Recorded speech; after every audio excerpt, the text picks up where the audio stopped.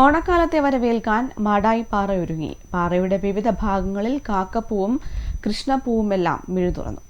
മഴ തുടങ്ങിയാൽ മാടായിപ്പാറ പച്ച പുതക്കും. ജൂലൈ പകുതിയോടെ ഓണത്തെ വരവേൽക്കാൻ കാക്കപ്പൂവും കൃഷ്ണപ്പൂവും തുമ്പപ്പൂവുമെല്ലാം പതിയെ മിഴി തുറക്കും.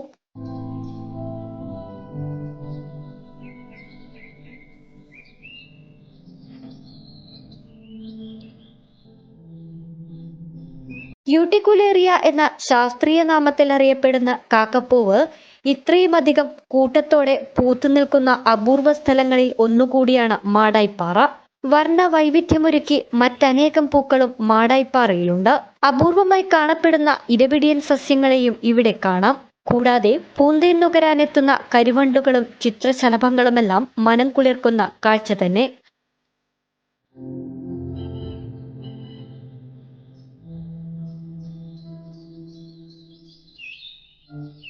അതേസമയം കാലാവസ്ഥയിലുണ്ടായ മാറ്റവും മാടായിപ്പാറയുടെ സ്വാഭാവികത ഇല്ലാതാക്കുന്ന കടന്നുകയറ്റങ്ങളുമെല്ലാം ഏറെ പ്രതികൂലമായും ബാധിക്കുന്നു. സ്വാഭാവികമായിട്ട് നമ്മുടെ മാടായിപ്പാറയിൽ സംരക്ഷിക്കപ്പെടണം. അതിൻ്റെ ജൈവ വൈവിധ്യം ഈ നമ്മുടെ പുതിയ തലമുറയെ ഒന്ന് പരിചയപ്പെടുത്തുക എന്നുള്ളതാണ് നമ്മുടെ പ്രധാന അജണ്ട.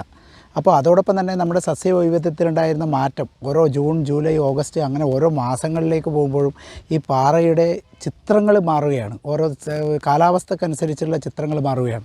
അതിന് ചിത്രം മാറുമ്പോൾ നമ്മൾ പഴയ കാലങ്ങളിൽ വന്നിരിക്കുന്ന ഒരു 10-30 വർഷങ്ങൾക്ക് മുമ്പേ വന്നിരിക്കുന്നതും ഇപ്പോൾ വന്നിരിക്കുന്നതിലുള്ള മാറ്റം ഒരുപാട് വന്നിട്ടുണ്ട്. അതെങ്ങനെയാണ്, കാലാവസ്ഥയിൽ വന്ന മാറ്റമാണോ അല്ലെങ്കിൽ നമ്മുടെ മറ്റ് ജൈവ വൈവിധ്യത്തിൽ വന്ന മാറ്റമാണോ എന്നുള്ളത് ഒരു പഠന വിധേയമാക്കേണ്ടതുണ്ട്. കാരണം പലപ്പോഴും പൂക്കൾ വിരിഞ്ഞിരിക്കുന്ന ഒരു ഒട്ടേറെ തുമ്പപ്പൂവിൻ്റെ ഭാഗം കാണാതെ സ്ഥലമുണ്ടാവില്ല. അത്രയും വെള്ള തുമ്പപ്പൂ വിരിച്ചതും കാക്കാപ്പൂ വിരിച്ചതുമായ സ്ഥലമാണ് നമ്മുടെ മാടായിപ്പാറയിൽ. ഇപ്പോൾ ഒട്ടേറെ അതൊക്കെ കുറഞ്ഞു വരുന്നുണ്ടോ എന്നുള്ള രീതിയിലുള്ള ഒരു കാര്യങ്ങളുണ്ട്. പക്ഷേ എങ്കിലും അത്ഭുതമാണ് മാടായിപ്പാറ. ആകാശത്ത് പാട്ടുപാടി വട്ടമിട്ട് പറക്കുന്ന തിത്തിരി പക്ഷികളുടെ പ്രജനന കാലം കൂടിയാണ് ഈ പൂക്കാലം. സെപ്റ്റംബർ മാസത്തോടെ കാക്കപ്പൂക്കൾ നിറഞ്ഞ് നീല പരവതാനി വിരിച്ചുള്ള മാടായിപ്പാറയെ കാണാനുള്ള കാത്തിരിപ്പിലാണ് സഞ്ചാരികൾ. ഓണത്തെ വരവേൽക്കാൻ മാടായിപ്പാറയിൽ തുമ്പപ്പൂക്കളും കാക്കാപ്പൂവും കൃഷ്ണപ്പൂവുമെല്ലാം മിഴിതുറന്നു തുടങ്ങി.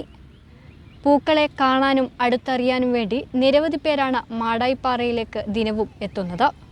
മാടായിപ്പാറയിൽ നിന്ന് നികേഷ് താവത്തിനൊപ്പം നീതു അശോക്, കണ്ണൂർ വിഷൻ.